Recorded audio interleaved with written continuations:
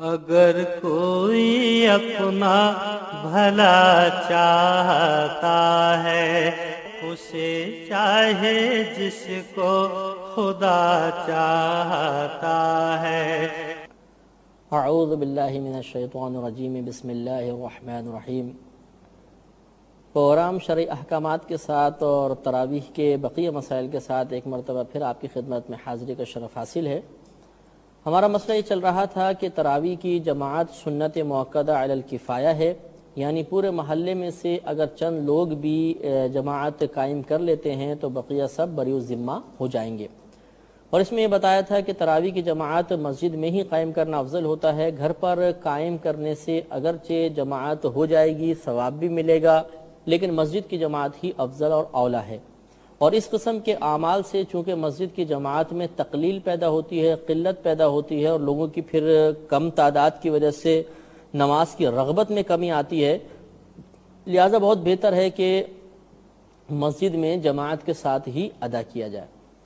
ये भी याद रखें कि बाद लोग ये पूछते हैं कि हमारी मस्जिद में दो दो जमातें होती हैं, एक निचली मंजिल पर एक ऊपरी मंजिल पर, तो क्या ये दो जमातें तरावी की एक ही मस्जिद में कायम करना जायज़ है? तो ये सूरत गैर मुनासिब सूरत होती है, क्योंकि इसमें उम्मन तनाज़ो हो जाता है, झगड़ा हो जाता है, इमाम हजरात में आपस में मतलब चपकलिश पैदा हो जाती है, क्योंकि फिर लोग चेमगोइयाँ करते हैं कि जी ऊपर वाले बहुत अच्छा पढ़ते हैं, बाज़ कहते हैं नीचे वाले अच्छा पढ़ते हैं, ऊपर वाला अच्छा नहीं पढ़ते हैं, और फिर इसमें मतलब फितना फसाद का भी शदीद अंदेशा होता है। लिहाजा एक मस्जिद में एक ही तरावी की जमात कायम होना बेहतर होता है।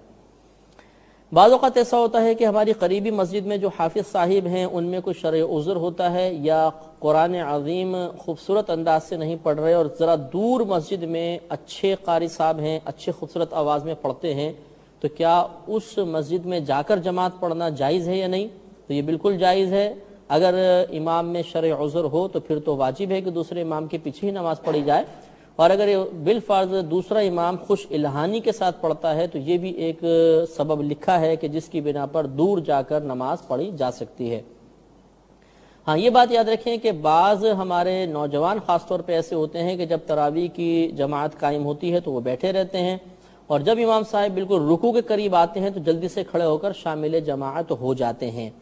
तो ये तरीका गैर मुनासिब है। ये मुनाफिकीन का तरीका था कि वो इसी तरह करते थे कि शामिल जमात होना उन पर बहुत गिरा गुजरता था, और जब इमाम को रुकू में जाते देखते थे तो जल्दी से शामिल होते थे। तो ऐसा नहीं करना चाहिए। अब हम वितर की जमात के बारे में चंद बातें करते हैं। चंद बातें मैं पहले अर्ज कर चुका हूँ कि वितर की जमात रमज़ान में मुस्तहब है,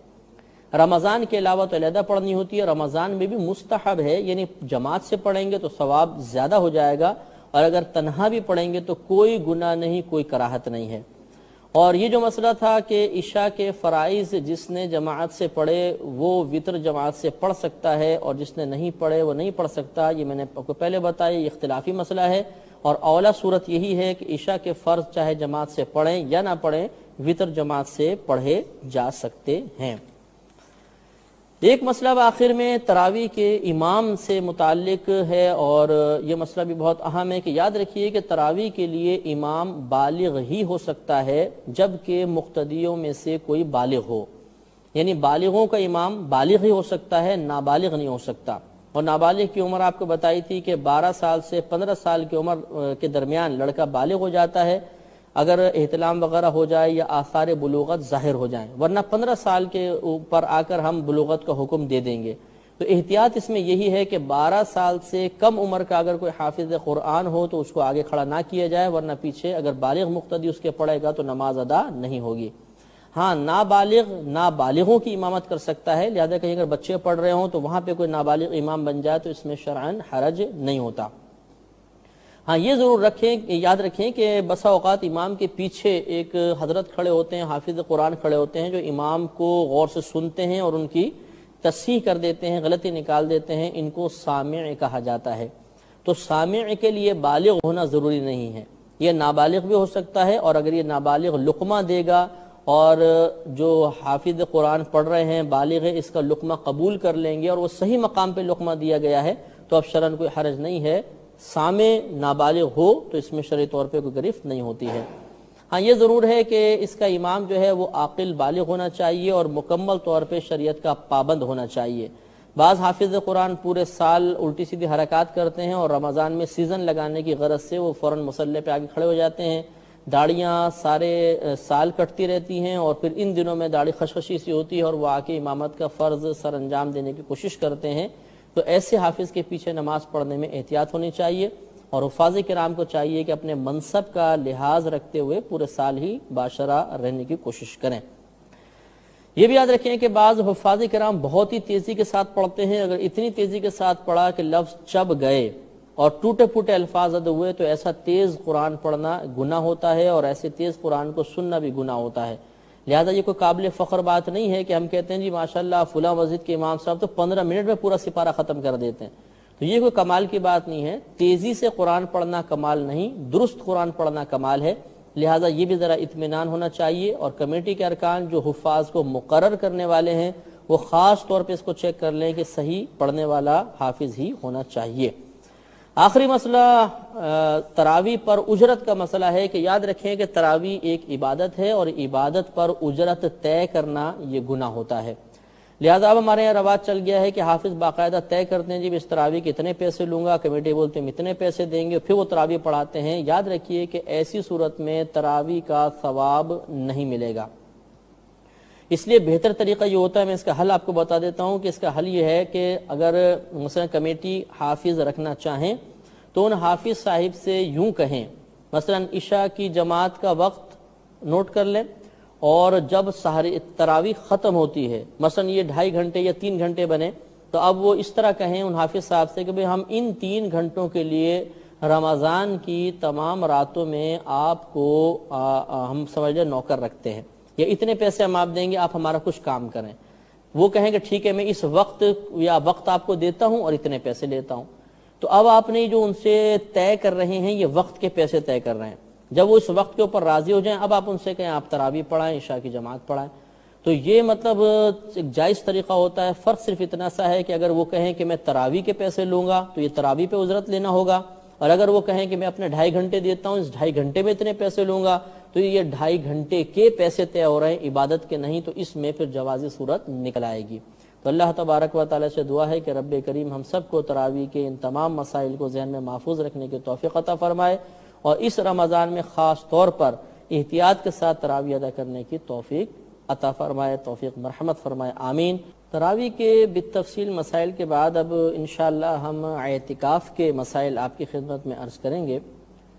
اعتکاف بھی ایک بہت ہی بہترین عبادت ہے، اور یہ سال میں فقط ایک مرتبہ، خصوصاً جس کا تعلق رمضان سے ہوتا ہے تو سال میں ایک ہی مرتبہ آتی ہے۔ تو اس عبادت سے بھی ہمیں ضرور برکات حاصل کرنی چاہیے، اور اللہ تعالیٰ کی بارگاہ سے جو انعامات معتکفین پر نازل ہوتے ہیں ان سے حصہ حاصل کرنے کی کوشش کرنی چاہیے، اور کم از کم اپنی پوری زندگی میں ایک بار تو اعتکاف کرنا ہی چاہیے۔ اس سے پہلے کہ میں اعتکاف کے فضائل اور اعتکاف کے دیگر مسائل کے بارے میں عرض کروں، پہلے ہم اس کی اقسام بیان کرتے ہیں کہ اعتکاف کی 3 قسمیں ہوتی ہیں۔ ایک اعتکاف واجب ہوتا ہے، دوسرا اعتکاف سنت مؤکدہ علی الکفایہ ہوتا ہے، اور تیسرا اعتکاف نفل اعتکاف کہلاتا ہے۔ واجب اعتکاف تو وہ ہوتا ہے جو ہم نے منت وغیرہ مانی ہو، جب ہمارا وہ کام ہو جائے گا تو ہم پر اعتکاف واجب ہوگا۔ مثال کے طور پر کوئی شخص بیمار ہے، اس نے اللہ کی بارگاہ میں آواز کے ساتھ اس طرح کہا کہ یا رب کریم اگر میں اس بیماری سے اچھا ہو گیا تو تیری رضا کی خاطر 3 دن کا، 4 دن کا یا 5 دن کا اعتکاف کروں گا، تو جب اس کو صحت حاصل ہو جائے گی تو اب اس شخص پر ان دنوں کا اعتکاف کرنا واجب ہوگا۔ دوسرا سنت موقدہ علی الکفایہ ہوتا ہے۔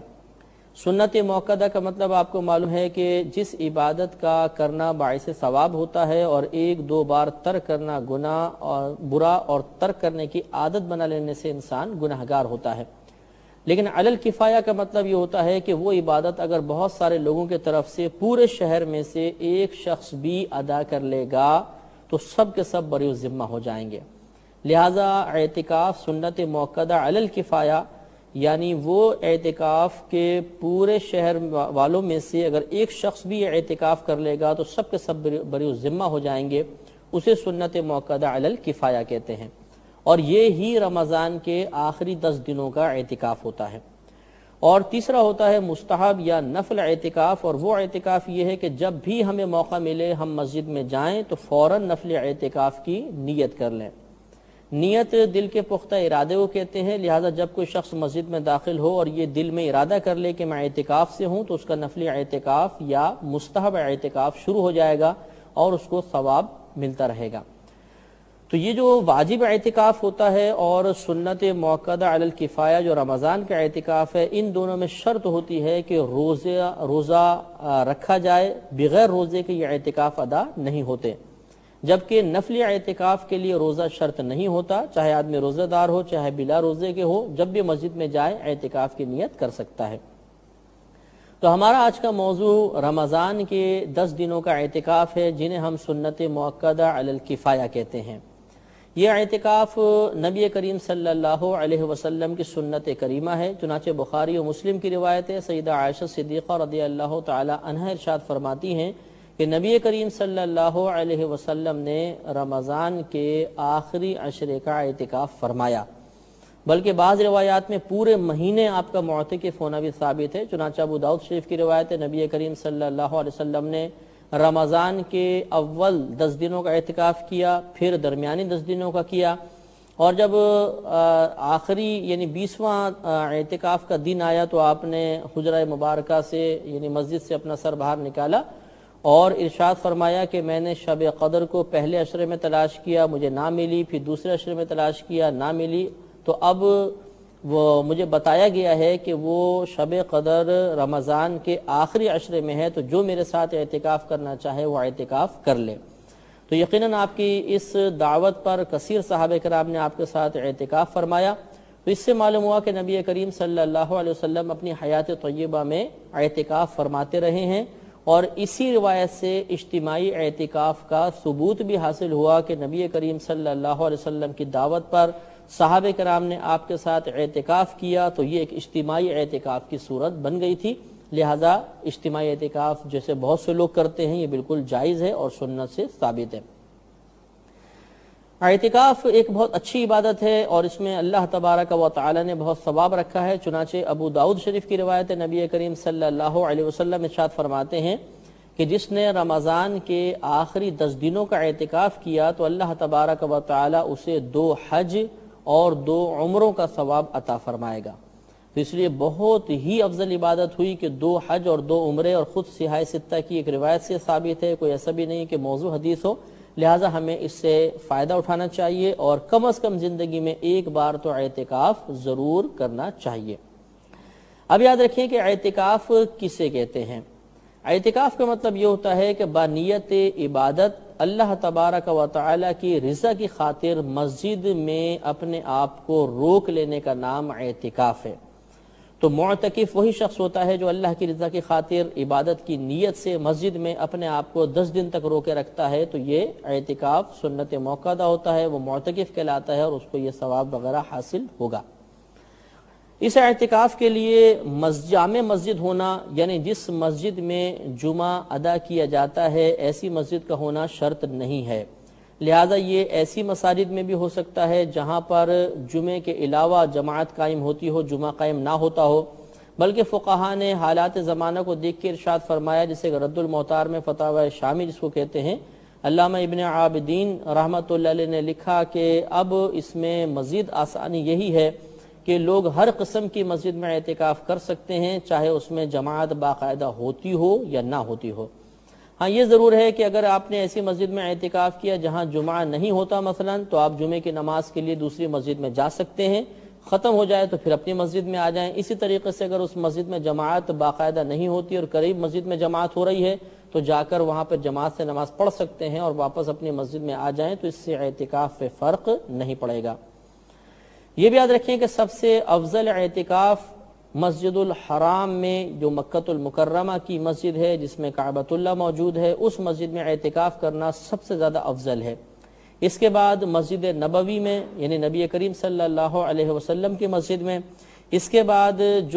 جس مسجد میں جمعہ ہوتا ہے، پھر اس کے بعد جس مسجد میں جمعہ نہیں ہوتا لیکن جماعت ہوتی ہے، اور اس کے بعد اس مسجد میں جس میں جمعہ اور جماعت کچھ بھی نہیں ہوتی۔ تو یہ ترتیب ہے ثواب کے اعتبار سے، تو سب سے زیادہ ثواب مسجد الحرام کا اور دوسرے مقام نمبر پر مسجد نبوی کا ثواب ہے۔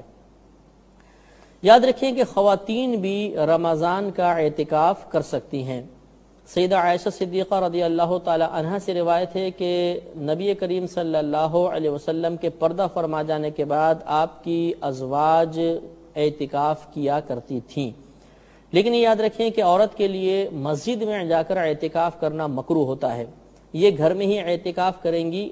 لیکن اس کے لیے ضروری ہوتا ہے کہ یہ اپنے گھر میں ایک نماز کی جگہ مخصوص کر لیں،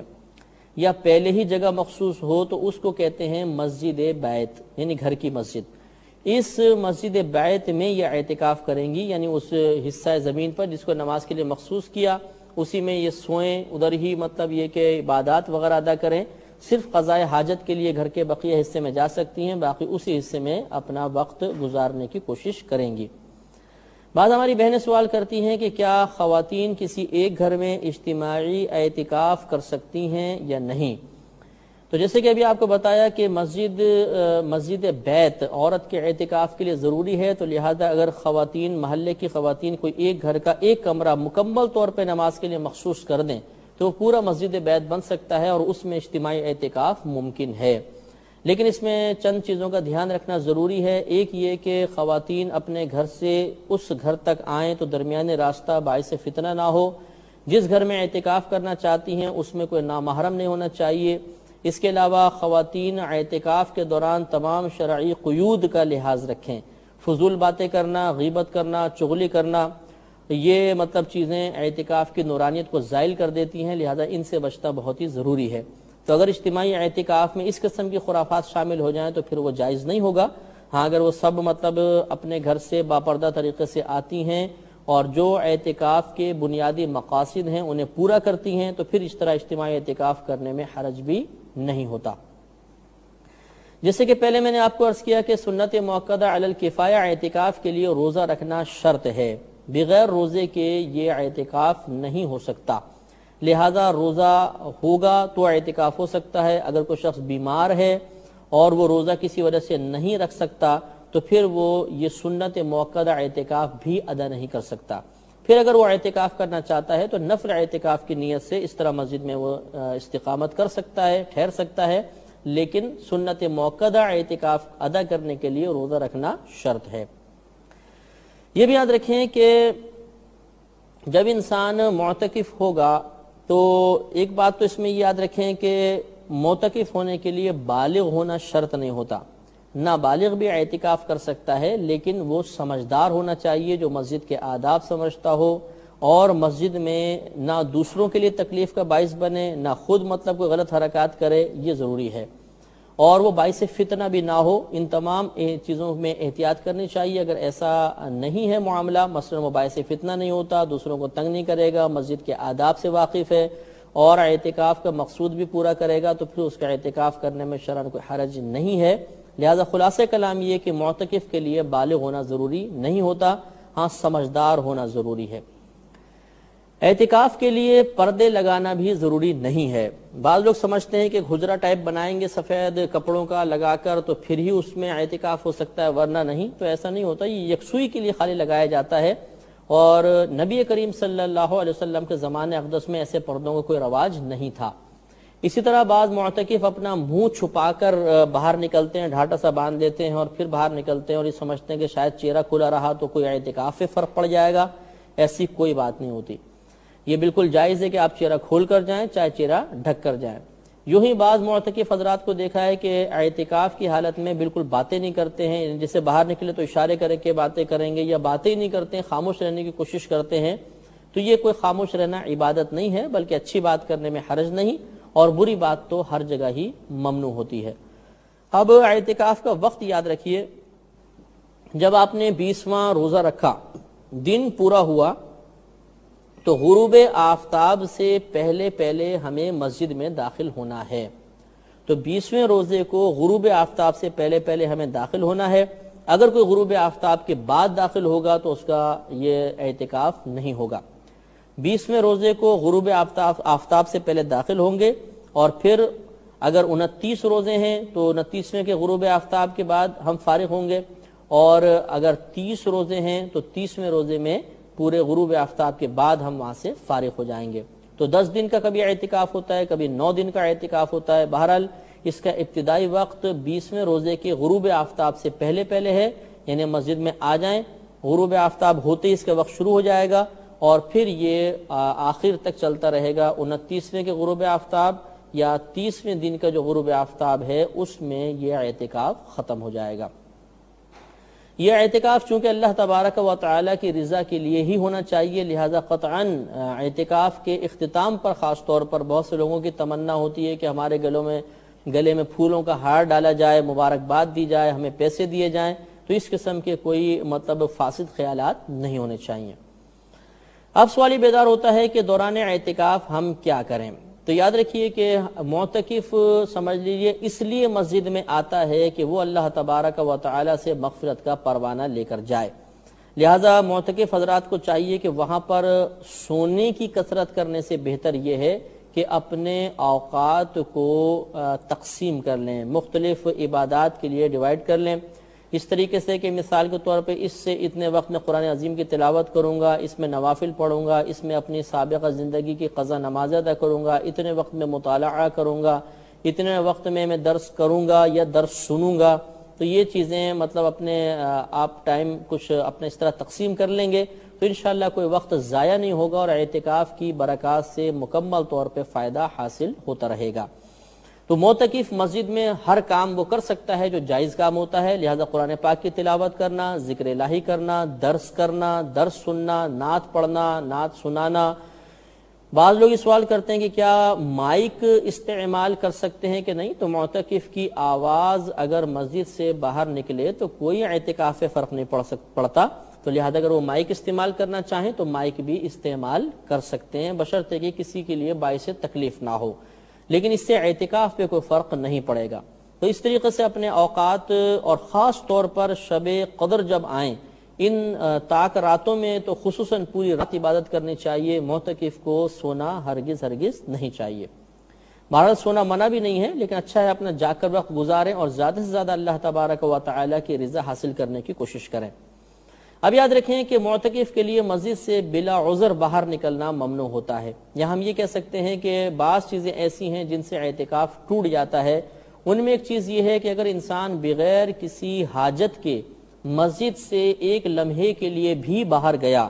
چاہے بھول کر ہی نکل گیا ہو، اس کا اعتکاف فوراً ٹوٹ جائے گا۔ لہٰذا اب تو مسجد کی 4 دیواری میں وضو خانے بھی ہیں، استنجا خانے بھی ہیں، تمام چیزیں ہوتی ہیں۔ پہلے دور میں نہیں ہوتی تھیں تو لوگوں کو مسجد سے باہر نکلنا پڑتا تھا اور جا کے وہ قضائے حاجت وغیرہ پوری کرتے تھے۔ اب یہ تمام معاملات مسجد کی 4 دیواری میں ہیں، لہٰذا اب مسجد سے بلا عذر باہر نہیں نکلنا چاہیے، بلکہ انہی جو مقامات ہیں ان میں فراغت وغیرہ حاصل کرنی چاہیے۔ لیکن بہرحال اگر بالفرض کسی مسجد کے استنجا خانے وغیرہ ایسے ہیں کہ وہاں پر طبیعت کراہت کرتی ہے، گھن محسوس ہوتی ہے، اور وہاں پر یا رش بہت زیادہ ہے اور قضائے حاجت بہت شدید ہے، تو چند یہ ضرورتیں ہیں جن کی بنا پر باہر نکلا جا سکتا ہے۔ لہذا اگر پیشاب کی شدید حاجت ہے، قضائے حاجت ہے، یا مثال کے طور پر نہانے کی حاجت ہو گئی، غسل واجب ہو گیا اور مسجد میں نہانے کا انتظام نہیں ہے، تو ایسی صورت میں باہر جایا جا سکتا ہے، لیکن جیسے ہی حاجت پوری ہو فوراً اپنے مسجد میں واپس آ جائیں۔ اور اس میں بھی اگر ایک مقام قریب ہے ایک دور ہے تو دور والے میں نہ جائیں بلکہ قریب والے میں جا کر اپنی حاجت کو پورا کریں اور فوراً مسجد میں آ جایا جائے۔ ایک سوال یہ پیدا ہوتا ہے کہ کیا یہ جو وضو خانہ ہے یا استنجا خانہ ہے اس میں بلا عذر معتکف جا سکتا ہے کہ نہیں؟ تو فقہا نے اجازت دی ہے کہ وضو خانے وغیرہ پر اگر وہ مسجد کی 4 دیواری کے اندر ہے بلا عذر جانا بھی جائز ہوتا ہے، لیکن بلا ضرورت وہاں پر بیٹھنا وغیرہ جائز نہیں ہے۔ اپنے ضرورت کے لیے جائیں، یا جیسے ہاتھ وغیرہ دھونے گئے اور پھر فوراً اپنے اندر مسجد میں تشریف لے آئیں تاکہ مسجد کی مکمل طور پہ برکات حاصل ہوتی رہیں۔ ایک مسئلہ یہ بھی پوچھا جاتا ہے کہ بسا اوقات مسجد میں احتلام ہو جاتا ہے تو کیا اس سے اعتکاف ٹوٹ جاتا ہے؟ تو یاد رکھیں کہ جس سے روزہ ٹوٹے گا اس سے اعتکاف بھی ٹوٹ جائے گا، جس چیز سے روزہ نہیں ٹوٹتا اعتکاف بھی نہیں ٹوٹے گا۔ چونکہ روزہ اعتکاف کے لیے شرط تھا، لہذا جس چیز سے روزہ ٹوٹے گا جب روزہ گیا تو اعتکاف بھی ٹوٹ جائے گا۔ چونکہ احتلام سے روزہ نہیں ٹوٹتا، اسی وجہ سے پھر اس سے مطلب اعتکاف پہ بھی کوئی فرق نہیں پڑے گا،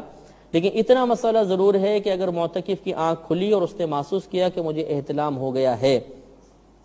تو وہ ایک لمحہ بھی اب مسجد میں نہیں ٹھہر سکتا، بلکہ حکم یہ ہوگا کہ فوراً تیمم کرے، چاہے وہ قریبی جو مطلب فرش ہے سنگ مرمر کا اس سے کر لے، یا دیوار اگر چونے کی ہے تو چونے کی دیوار سے وہ فوراً تیمم کرے اور پھر وہ مسجد سے باہر نکل جائے، اور باہر نکل کے پھر کسی سے کپڑے وغیرہ منگائے، غسل وغیرہ کرنے کے بعد مسجد میں آئے۔ لہٰذا اگر کوئی شخص کو کسی کو احتلام ہوا اور وہ ویسے ہی لیٹا رہا تب بھی گناہگار ہوگا، اور بغیر تیمم کیے مسجد سے باہر نکلا تب بھی گناہگار ہوگا، لہٰذا فوراً اٹھنا ہے اور فوراً تیمم کر کے پھر باہر نکلنا ہے۔ یہ بھی یاد رکھیں کہ دوران اعتکاف دنیاوی باتیں نہیں کرنی چاہیے، حتی الامکان دینی باتیں ہی کریں، دنیاوی باتیں کرنا بلا عذر مکروہ ہوتا ہے۔ اعتکاف کے دوران حتی الامکان اپنا وقت ضائع نہیں کرنا چاہیے، خوب عبادات کرنی چاہیے، اور اپنے گھر والوں کے لیے، اپنے دوستوں کے لیے، رشتہ داروں کے لیے کثرت کے ساتھ دعائیں کرنی چاہیے، کیونکہ معتکف کی دعا بہت مقبول ہوتی ہے اور اللہ تبارک و تعالیٰ اس کی دعا کی برکت سے دوسروں کی بھی بخشش کا سامان کرتا ہے۔